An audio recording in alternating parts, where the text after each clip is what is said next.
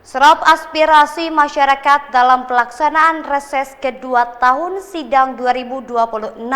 Anggota DPRD Kabupaten Sukabumi dari fraksi PKB Hamzah Gurnita, Pondok Pesantren jadi prioritas di Desa Caringin, Cisolo, Kabupaten Sukabumi.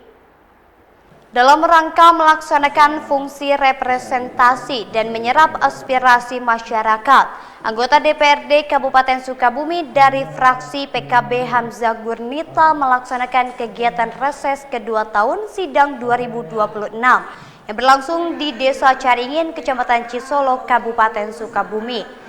Kegiatan reses merupakan sarana bagi anggota DPRD untuk bertemu secara langsung dengan masyarakat guna menyerap aspirasi, masukan, serta usulan pembangunan yang diharapkan oleh masyarakat. Sejumlah aspirasi warga yang disampaikan mulai sarana pembangunan pondok pesantren, infrastruktur, serta kesehatan menjadi prioritas warga di Desa Caringin.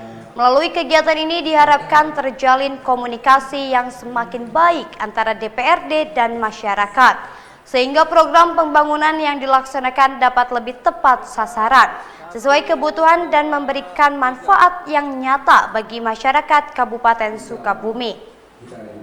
Alhamdulillah, pada hari ini saya menjalankan reses di Desa Caringin, Kecamatan Cisolo.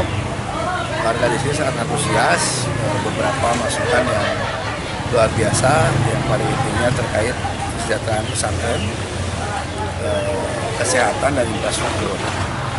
Ini akan menjadi PR dan concern kami, sehingga akan kami bawa pada saat nanti rapat di DPRD.